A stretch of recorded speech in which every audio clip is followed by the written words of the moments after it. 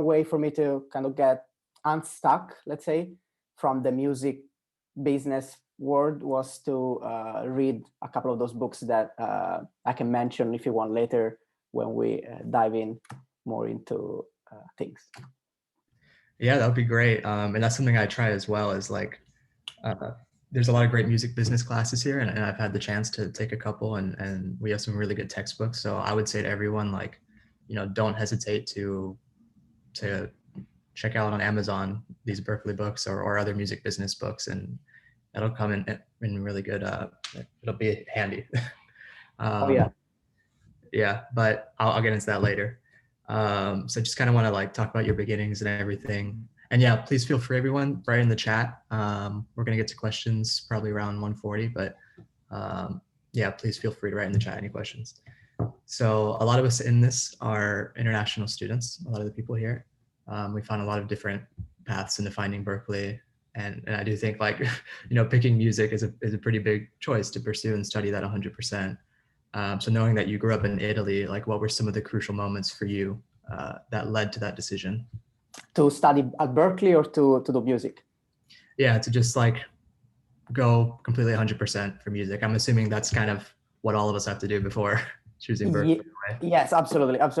So in my case, what happened is that, I decided to do music for my entire life, meaning that when I was 7 years old, I started playing guitar, like probably many of you, and I never stopped.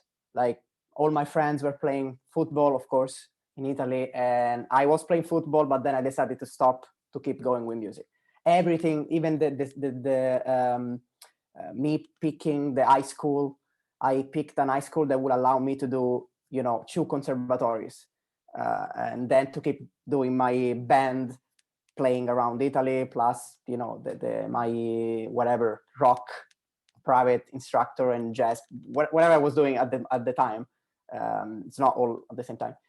So I always knew that I wanted to do music. The US were not really, Berklee wasn't really on my radar at the beginning, simply because I didn't really know about, it seemed too far away that I wasn't even thinking about that. And it is only when I won a scholarship to come to Berklee that I, when things happen, you kind of take them and you decided to be bold and pursue them or not. And that's when I simply said, I'm gonna find a way to do it. And just so you know, I wasn't able to do Berklee at all in terms of financial situation or even, socially. I wasn't anyone really. Like my father is a policeman. My mother is a mother. Like it's a how do you say, housewife, I guess. So whatever, we were really at that point. In fact, my father said, "Congrats for the scholarship, but now good luck to us to do it." But again, like all of you, because I'm sure that all of you had to do something, right?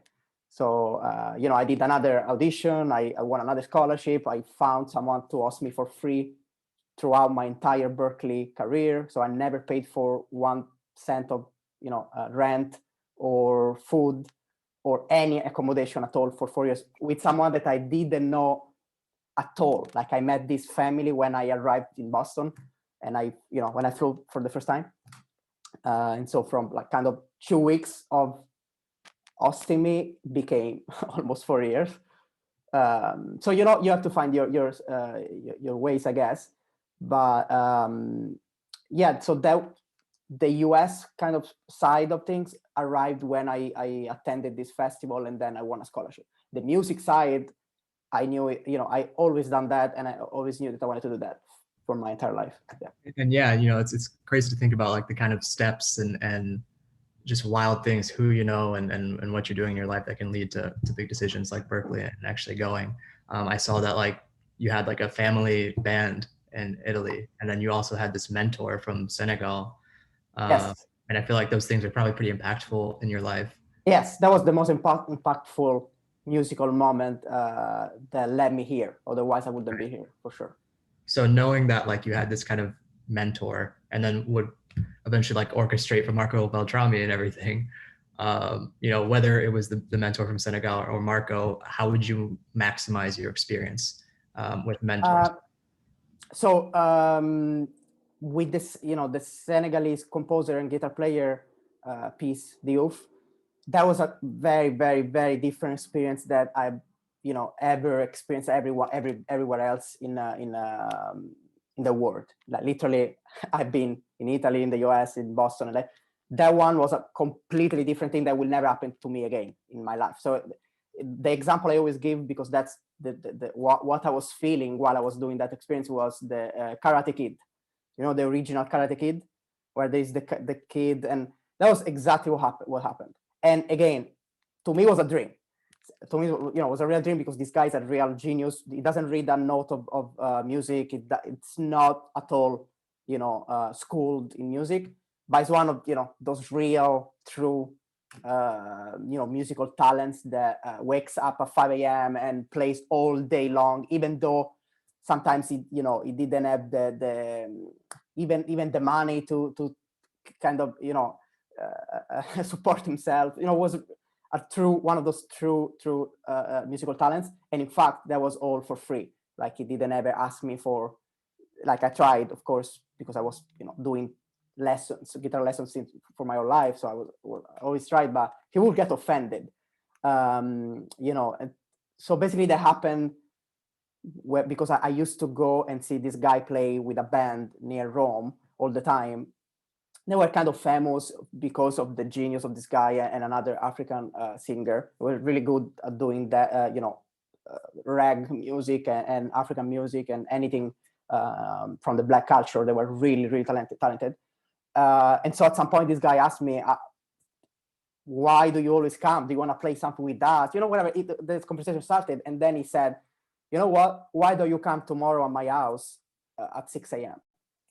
And trust me, it doesn't happen. It does not happen that someone asks you to go to be at his place at 6 a.m. Because he was thinking, here we go, another kid that wants to do things, but you know, let's see if it really. And I was 17 at the time, 16, 17. And I said, okay. Next thing you know, I was there at 6 a.m. every single, not day, but at least once or twice a week. And the guy, of course, he saw my, you know, my willingness to really learn. And I was really polite. That's the main thing that, you know, in general, as a lesson, to be always very, very, very polite. And I don't know why he felt compelled to just take me as a mentor. A mentee, sorry. And, you know, that happened through, you know, 17 through, you know, until I came to Berklee, basically. And because of this guy, I applied for the scholarship. You know, I went to this festival in Italy. Basically, what I'm saying is that his natural talent, not knowing anything about the business, not knowing anything about, you know, the money side. Of course, he played all over the world, but he's not one of those people that can tell you, you know, like, do this because then they're gonna hire you, whatever. No, it was just like pure talent. Like, sit there for 30 minutes, do this exercise, and if you stop, I'm gonna make you do it again. Like, literally, like the Karate Kid. And but he opened my mind in a way that he just made me believe that I could do it, right? That, you know, the kid from the little town there, like many of us, could just do it. Like, you can go and you can win the scholarship. In fact, I did it. So, but that was my only real mentor. That's an important thing that I wanna point out. The real musical mentor that I had was him. Everything else, you mentioned Marco Beltrami. With Marco, I only worked on the movie, so I wasn't really mentored by him because he had an additional writer, actually a co-composer in that case, and I was working with this co-composer that brought me in as the orchestrator. So I didn't really interact a lot with Marco, basically. Only at the recording session, we had lunch and everything. But you know, yeah, go ahead. But yeah, like I was thinking we just go straight to that. How was that process of orchestrating? I think it was the extremely, like, shockingly vile evil. It's a very long title. Right. Extremely weak, shockingly evil and vile. Yes. Right. But yeah, just can you go over that experience? You know, what were they looking for? Yes. What was your approach, and how was the, you know, feedback and just kind of that whole process beginning to end?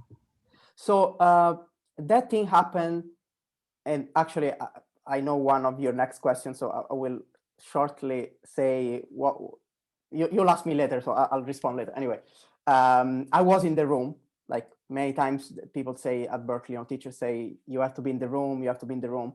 So after, I think 6 or 7 months that I was assisting a composer, actually 2 composers. One was a guy that was working with Marco's co-composer, and we had a great relationship. This guy's, just one of those amazing, it's just great.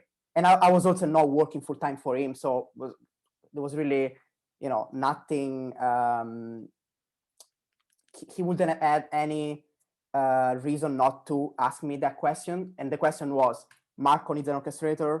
There is this not huge budget movie. It's not a blockbuster, but still, of course, a pretty big budget movie. Can you use Finale? Literally asked me that. Can you use Finale? Yes. Do you know the orchestra? I said, you shouldn't do this. But I said, yes. I mean, I studied at Berklee, but, of course, I never, that this will be my first time. Do you think you can do it? And I said, I think I can. Do you think I can do it? I asked him, and he said, yeah, I think you can. Do you want to do it? Yes. Hey, Marco, literally in front of me. This kid, Daniele, is really detail oriented. I think he can be a great fit for the orchestrator part, whatever, or extremely wicked. 5 minutes, he hung up, you are hired. And, of course, at that time was great because it was my first big, even though I was already working as an assistant on pretty big TV shows, but that was my first like lead role, let's say. Yeah. What would you like to know about that? What was the process, or? Yeah, I mean, no, that's perfect. And I just want to say too, like Daniele's worked on a lot of pretty unique shorts, and it's a lot of a wide range of material. And you kind of gain this experience doing things like the orchestrations and the collaborations with TV. So what was that kind of transition like from, I'm assuming was, scoring shorts in the beginning. And I know you're like in LA, and eventually landing those collaborative gigs in television. Like, what was the transition like? How big of a factor was LA in that? Just like. So actually, I think that I've done one short film. I believe I graduated in 2017, and in December I finished my first little short film. And then in February, at the same time, I got my first assistantship while I was in Italy for, my final Christmas vacation before moving to LA, basically. And then I started assisting. So it always went kind of at the same time.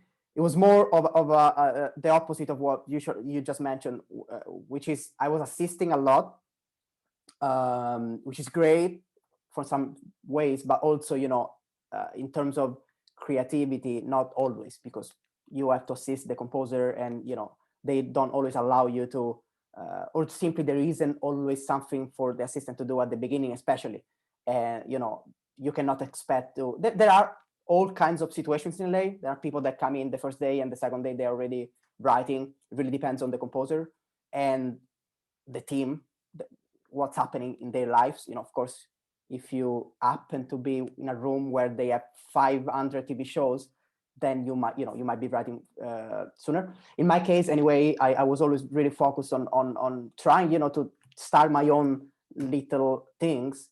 Otherwise, I wasn't feeling, that I wanted to be an assistant for 10 years, without doing my little own things. And so I simply started networking and slowly finding these little short films to do. So it went basically at the same time. I didn't start with one thing and then followed with assisting. And I'm still doing exactly the same. A little less assisting, actually way less assisting, but still at the same time, when there is someone to help, I help out while like trying to do my my little own thing. Because again, I say my little own thing because it is little until it becomes something more. You cannot I can count on my hands people that can do only their own thing. This means usually, I don't want to over say anything, but usually means that they have support from their family financially, and so they can just sit there and wait for the movie to arrive to them and score the movie. But 99% of people cannot do that. And I wouldn't, I've learned a lot of things while helping other people. So it really depends on how you are. I know people that are so self-starters that they could, I'm sure there are, 10 or 15 of you right now in front of me that they can figure everything out by themselves, how to fix anything, how to orchestrate for people without orchestrating for, I'm one of those people that needs to do the experience. Like I need to learn on the field. It simply happened to me. So I don't know. I wish I could have just written music all day and do all my 500 movies a year. Everyone wishes that. Yeah, it's I think what you say, it's like that combination of self-motivation to learn and also collaborate. I mean, this is one of the most collaborative jobs I think you could ask for. And it brings me to TVNT, which stands for the Virtual Networking Tank. And this is actually where I met Daniele.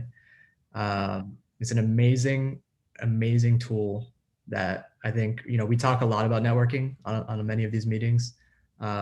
And there's many ways to go about that. This is definitely one of them, everybody. So I'll type in the chat.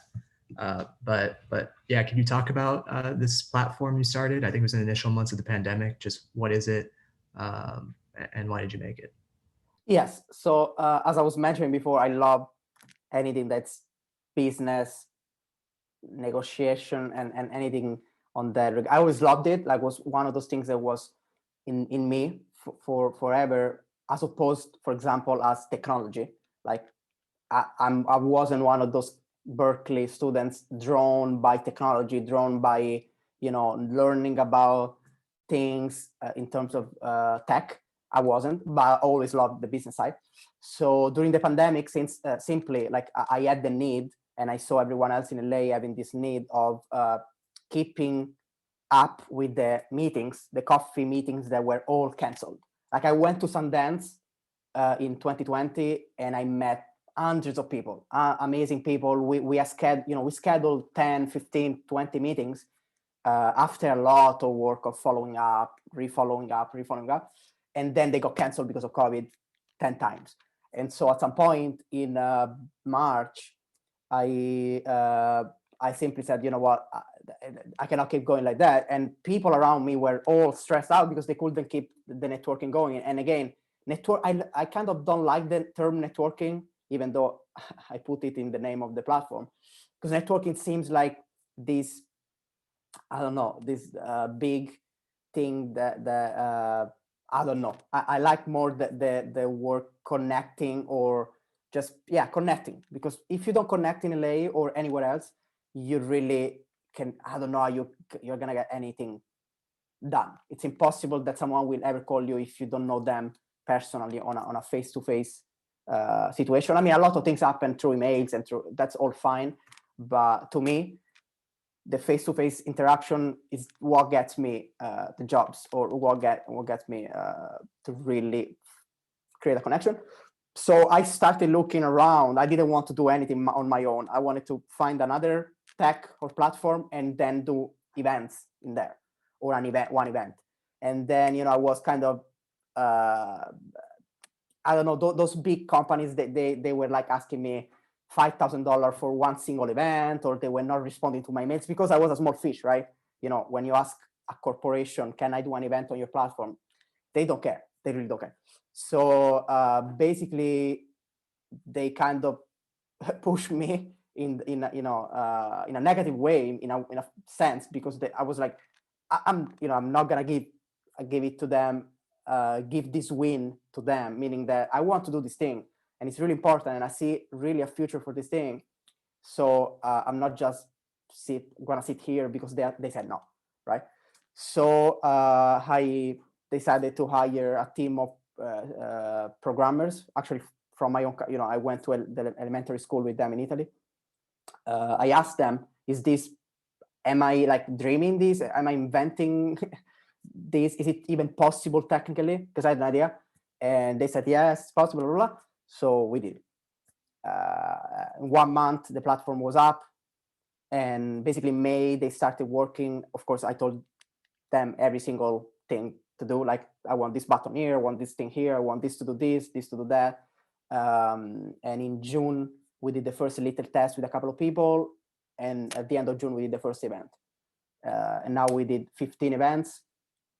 And yeah, it's growing, but again, that is just a side of what I'm doing, basically, because I think that there was a need. Not, I didn't want to create a company to make more money or because I couldn't afford to live here. I wish I wouldn't have done it, because it's a lot of work, and there's simply a lot to do when you do those things.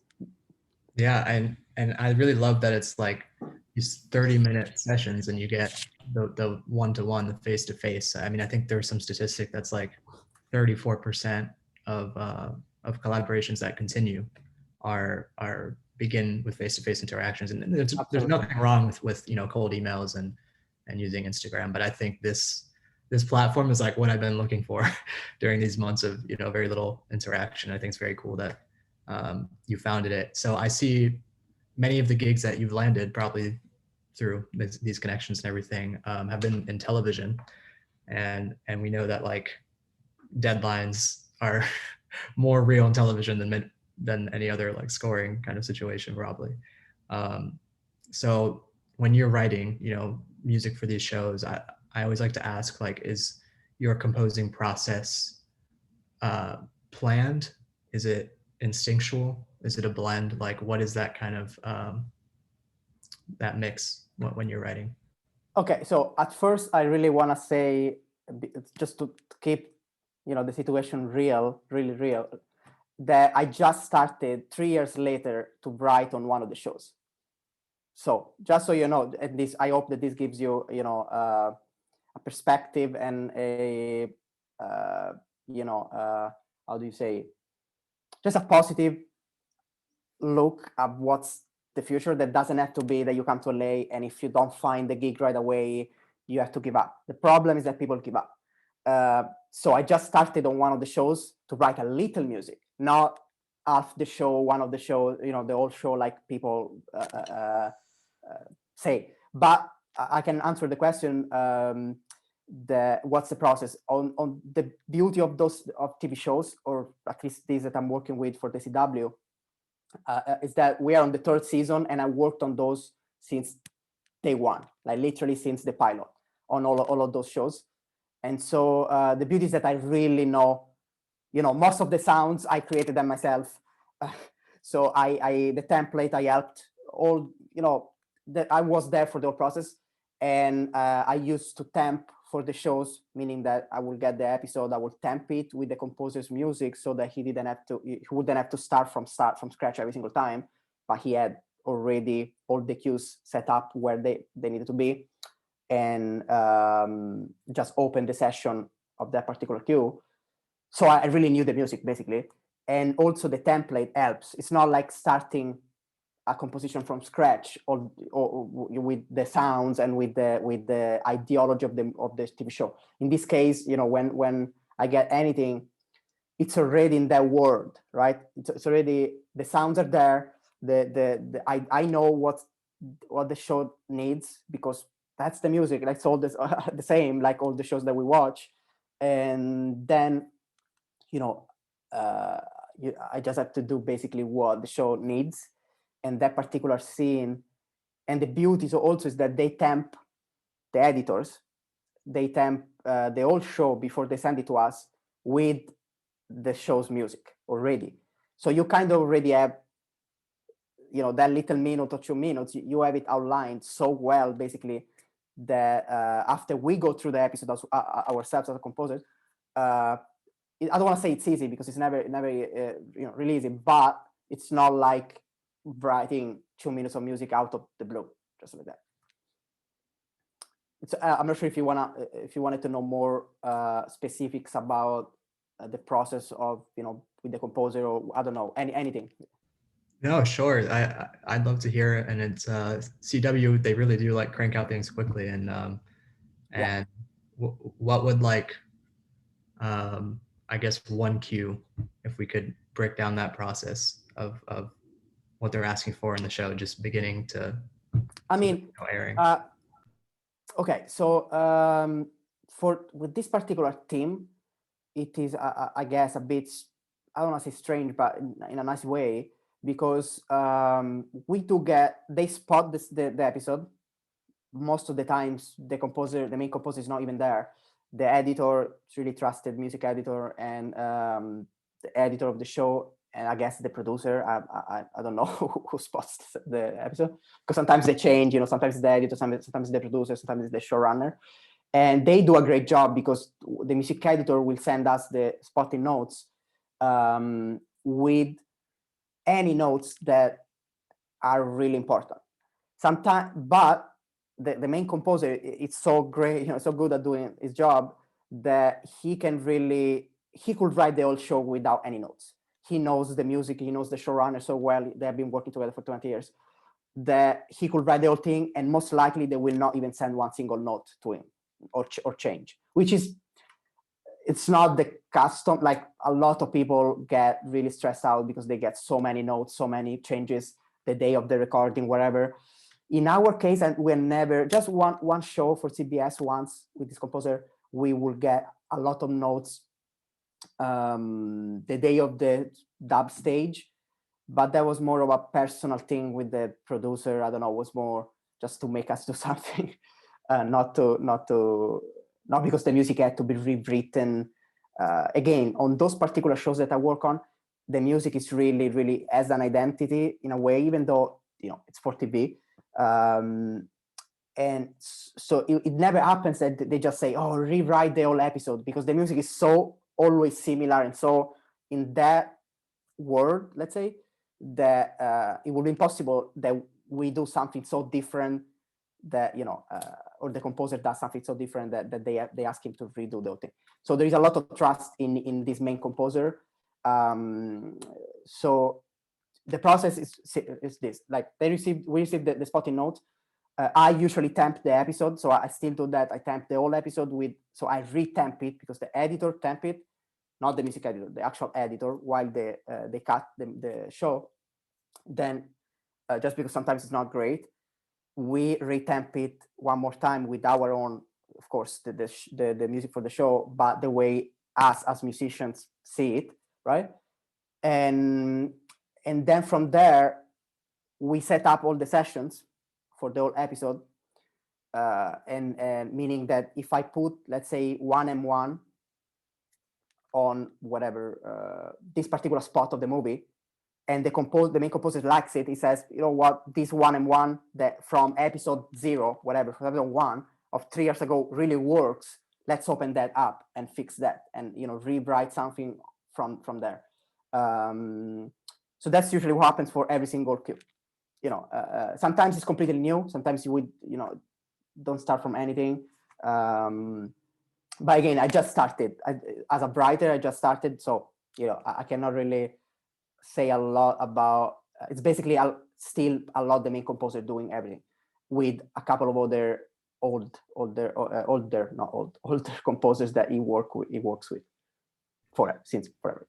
And that's great. And that's why I really like having you on this call, because some of us are close to graduating, some aren't, but we're not that far behind, and we want to learn from these things. And I just want to go back in time a little bit to Berklee, and looking at what you're doing now and all of these things, and in retrospect, what were some of the skills that maybe you wish you developed earlier while you were at Berklee, that might have prepped you a bit more for the industry?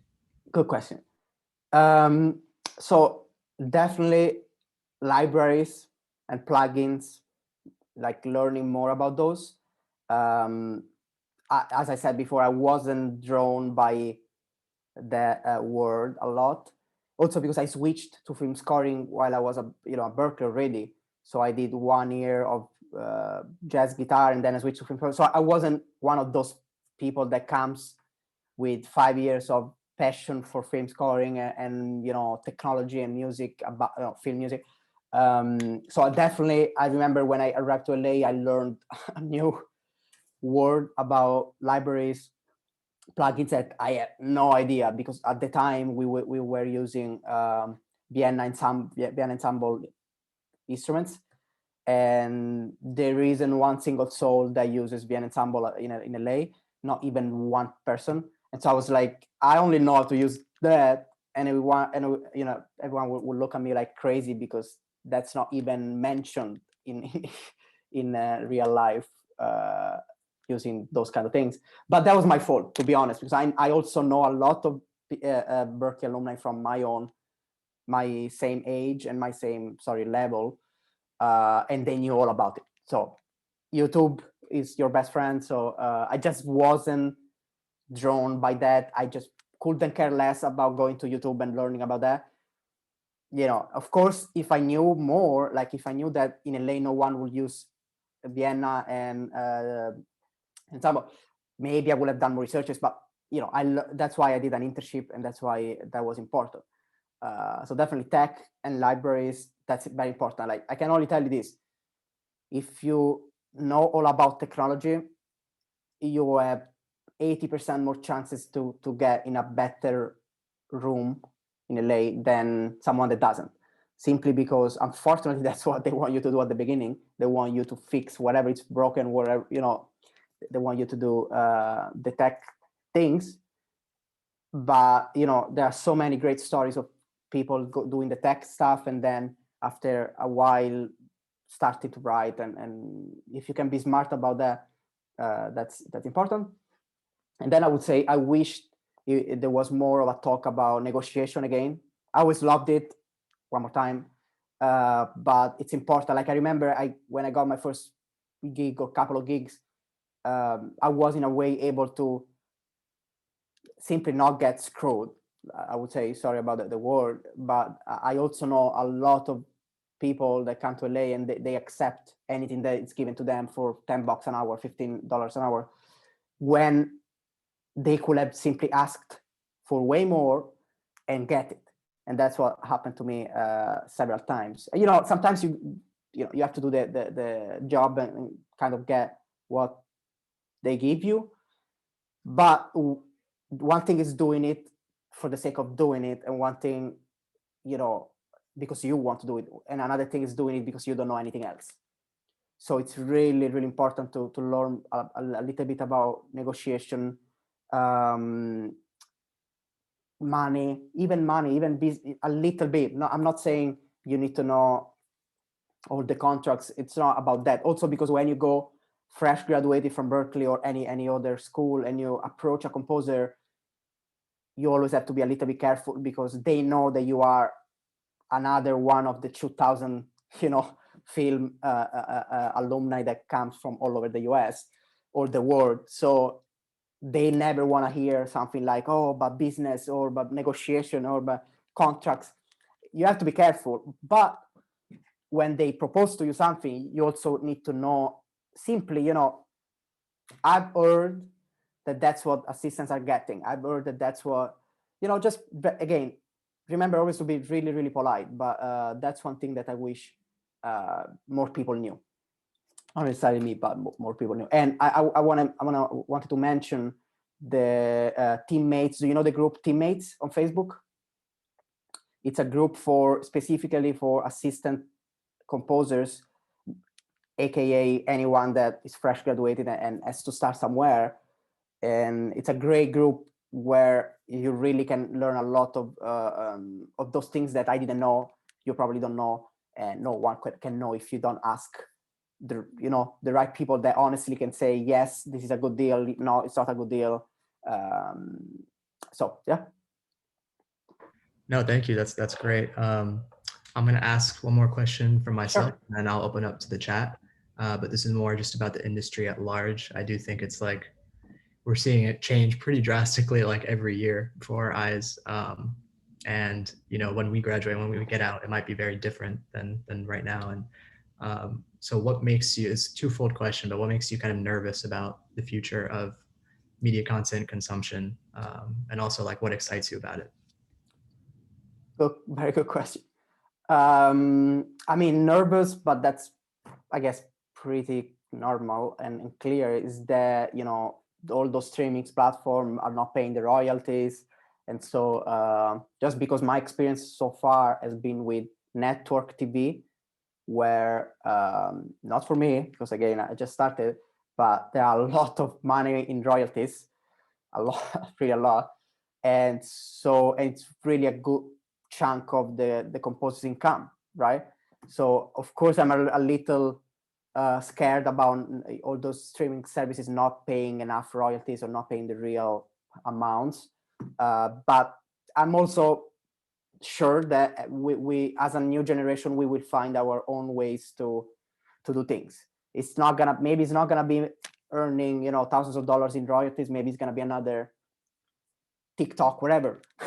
I'm just really into innovation, and I never want to get stuck into anything that stops me at all. Like if I think about, oh, royalties, if you start thinking too much about that, you're gonna stop doing music, because, you know, if you compare to the older composers, it's just not, it's not the way I wanna do things. So my approach is always to be positive, and to leave open the opportunity of creating something new, like I did for the platform. I couldn't care less that, you know, a composer shouldn't do the platform, a composer shouldn't do, because I don't care, or that my mentors didn't do it, or the composers I work with. That if you have that mindset, you have to change it, because it's so, you know, we are in a new era, new world, and you kind of have to create your own opportunities the way you see that's the best way for you. But I'm excited about all those new media, all those new, for sure there will be music to write. So I'm really excited about that. Yeah. Awesome. Yeah. For me personally, it's just like kind of seeing how interaction and like interactive, you know, video game kind of scoring and blending that with film, whether it's, you know, Black Mirror Bandersnatch, or I know Austin Wintory composed music for a game on the App Store, but it's completely live action, and it's like, but you're still controlling. And that's just one example of like, in scoring, there are, I think, just millions. It seems like there's millions of just kind of channels of opportunities. So Absolutely. I'm excited about that. But yes, I'm gonna open up the chat. I'm sorry if I had any of the same questions. I wasn't looking. No, absolutely. Yeah. Oh, for them. Okay, good. For them, yeah, it's okay. Yeah, I see Franco. Sorry I asked that question, but Ansh Pabari, did I say that right? Would you like to unmute yourself? If you're here. You can't right now. Okay, we'll move on then. Who is that? Franco, if you'd like to ask, you know, kind of another version of that question, you're welcome to. I mean, that was pretty much every answer I was looking for, or every answer I wanted to hear, so I'm good. All right. We'll move on to Diana then. Yeah, just so I assume that you're also like international student coming in. So I'm just wondering, how did you deal with your visa situation after graduation? Oh my God, that's a good topic. Not a good topic. It's a good question. So I mean, it wasn't easy, of course, but it definitely helped that where on my first day of OPT, yes, I started working, and so that helped. But when I did my my visa, you know, I did have some issues. So I got the wrong guy at the whatever USCIS department thing, and so the guy wasn't happy. Even if I did the Marco Beltrami gig and all those other TV shows and things. So that's another thing. You kind of have to do your best at just working a lot while you are on your OPT, and then, you know, just do your best with the application. There isn't really a formula. I've heard so many stories, people that have done zero, nothing, literally, not even one internship, and they got it like that without question asked. So just do your best. Do your best at doing as much as possible. Unfortunately, that's a little bit of a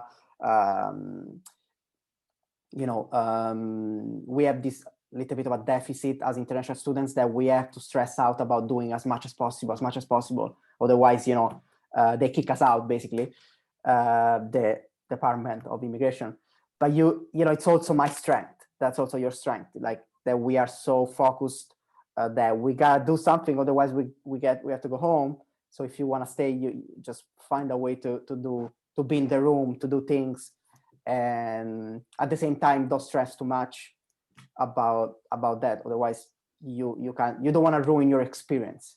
It cannot be a full 1 year of stress, complete stress. Just do your best, and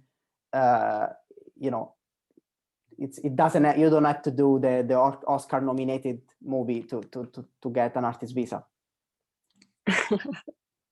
So you feel like being like assistant help with that, like applying to the artist visa? I mean, not really. In their minds of the USCIS department, anything that has the word assistant, it's not good. Like anything that's not lead composer, lead whatever, lead musician, that's good. If you say assistant, they're like, oh, so you're not a lead role, so why should we give you the artist visa, where one of the specifications is that you need to be an artist, a lead role for the industry, blah, blah, blah. Of course, they expect you to win an Oscar. That's the reality. They expect you to win an Emmy Award in 1 year. That's what if you read the specification, that's what they kind of want. But that's not real. So don't stress too much about that. So yes, assisting anyway helps, because you are in the room and you can say, I worked on this TV show, I worked on this movie, and you can kind of find a way, to make it work. Plus you have letters of recommendation from these people that you work for. Yeah. So would you say that, like, what is the thing that helped you the most in this process? In terms of projects? Yeah. I wouldn't say, because I was so sure that I was not gonna have any issues. Everyone I've spoken with, that will tell me, you are the one with the most credit, so no worries, you're not gonna have any problems. And then I had problems. So I have no idea what they look for, to be honest. Again, just make sure to do as much as possible. That's the important thing. Like if you end up with zero, nothing, like sitting there for 1 year, what can they say? Of course they're gonna tell you have to prove more. But the important is that you do as much as possible, and then that your lawyer, you word it correctly, meaning don't write assistant on every single sentence, because it's not gonna help you. So try to reword it in a way that makes it fine for them. But again, I have no idea. I have absolutely no idea. Like I've seen so many different instances of people getting it or not getting it for different reasons. The only thing I can say is do as much as possible. That's yes. Thank you so much. That's very, very helpful. Of course. Thank you for asking, Diana. Ansh, I think you said you're able to ask now. Yes. Thank you. I wanted to ask, how far do you agree, like, that the complexity of any composition that you make is important to be recognized by critics? The complexity, you said? How important is the complexity of the composition? Yes. For what? Like to be recognized by critics. To be considered, to be recognized by critics. Okay. I mean, I don't think it's important how complex is a composition at all. That's another thing that you will learn, if I understand the question, that you will learn in television, but in general. And also one thing that's all really, that older composers don't like about us kids is that, we do too much. We try to be complex. We put too much stuff, and then it doesn't really need that. Like it needs what it needs, but it doesn't necessarily have to be the most complex ostinato or the most complex string arrangement. Sometimes the easier, the better. If I understand the question, was that right? Yeah, that was on the same lines. I have. I mean, sorry if I interrupt you. The very most important thing, like I cannot even stress this enough. The most important thing that you can do is to bring your production level to a decent place. If you can produce a drum set and a bass, but it sounds great, you win. You are in the room and people are gonna call you. You can even write the best arrangement, but if it doesn't sound like it has to sound, it's simply not going to be okay. So that's why I said that I wanted to learn more about libraries and plugins before, because when I arrived, I had to learn basically everything from LA, not from Berklee. From again, my own thing, my own fault, not Berklee's, whatever. That was their curriculum. Yeah, thank you. Oh, I had one more question. Sure. Like, we know that you went to Berklee, but do you think that going to music college is more beneficial than taking private lessons? Because like everyone might not be in a situation where they can go to music college, or they might have to do another course, something not related to music, and continue with private lessons. Which do you think is better or more beneficial? I even here, I don't like to get stuck on those things, because people do get stuck on that. Like if I don't go to college, what happens to me? To me, it's always about your final goal. I'll give you an example, a practical example. Someone that's doing an MBA, or is doing business, or is doing startup management, whatever, at Columbia, NYU, Harvard, they might be asking the same questions. Oh, to open a startup, do I need a college? Do I need this? Do I need private lessons? And then I come up and I open my own tech thing without asking permission, without college, without knowing tech. That's simply to say that you have to do. I understand your questions and I'll answer it, but in general, you know, I like those people that I know people that didn't do Berklee, didn't do anything, and from Italy they get the artist visa and they come to LA to do work, and they are working the same exact way as me without college. So it's all about what you can do alone and what you cannot do alone. On my own I'll give you an example for myself. I wouldn't be able to do what I do if I didn't do Berklee. Why? Because again, I didn't know anything about film scoring. I didn't know anything about plugins, libraries. I didn't even know like that there was the existence of Logic almost when I was in Italy. So zero. So if I didn't go to Berklee and learn this new opportunity, my life wouldn't have been changed like it was changed. So to answer your question, going to college, it's not necessary, of course. Going to private lessons is not necessary, but look at me, like look at yourself now. You are in front of 26 people that you wouldn't have known if you were, doing private lessons. So everything has its own, perspective, I would say. It's Right. It's all about what you can do with your own. You have to know what you can do and what you cannot do. I told you about myself. I couldn't have done it because I'm not in technology, and I wasn't that self-starter to just start on my own. I also didn't have the opportunity. I just simply didn't have the laptop. I didn't have the necessary the equipment, right? So going to Berklee forced me to find solutions to be able to also afford those little things to allow me to start. In my opinion, I couldn't have done it because I didn't even know about, how to freaking start Logic. So I hope that helps. Yeah, it helps. Thank you so much. Of course. Thank you for asking, Ansh. I think we'll end, maybe unfortunately a little bit of a quick answer, but to April's question. Absolutely.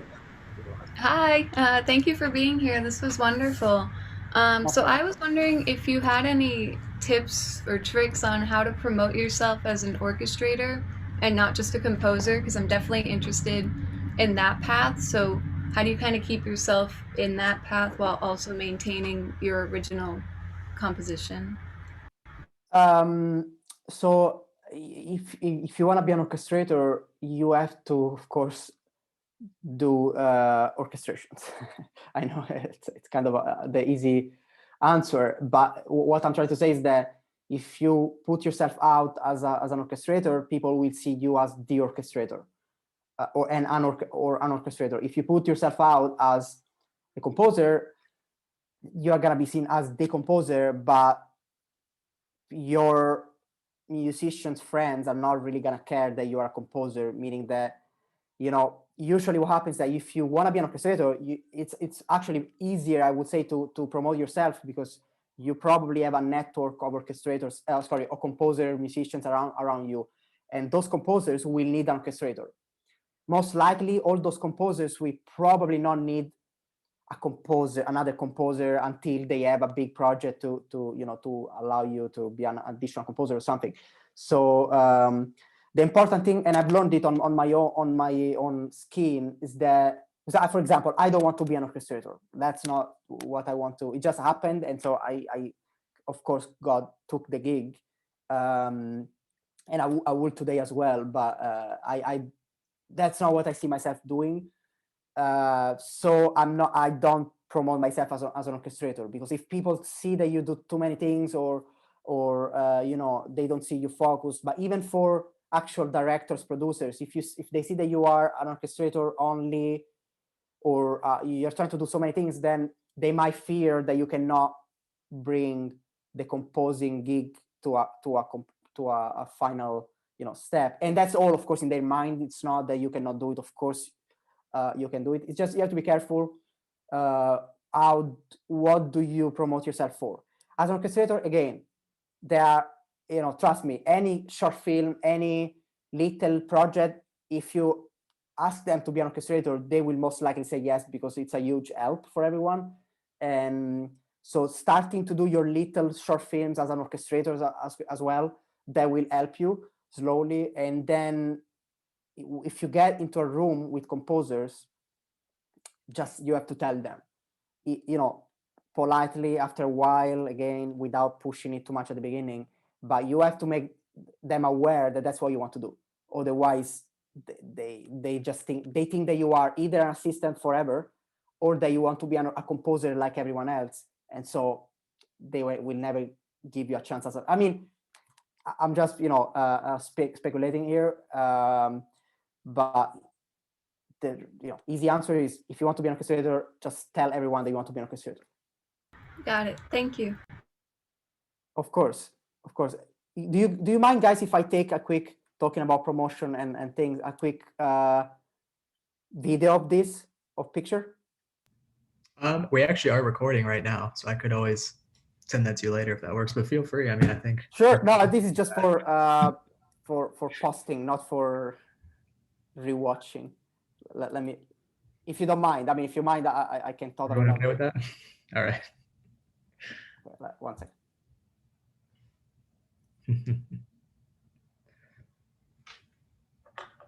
What is the?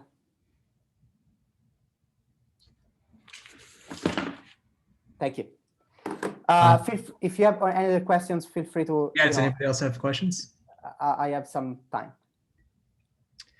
And also, I know we brought up before, like, the kind of business resources and books and links. If you want to email that to me, absolutely, I can always share that in the Discord. So if anyone here doesn't have Discord, please get onto the Film Scoring Discord, and you'll see those business resources. So, but thank you so much, Daniele. This was great. Thank you, everyone, for being here. I know some people have to go to class.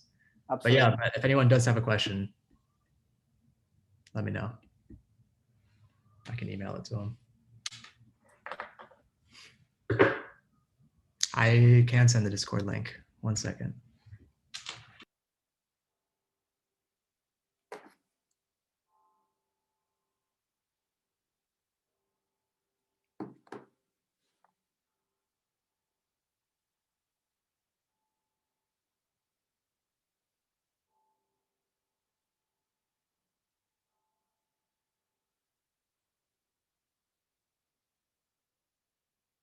I just put it in the chat.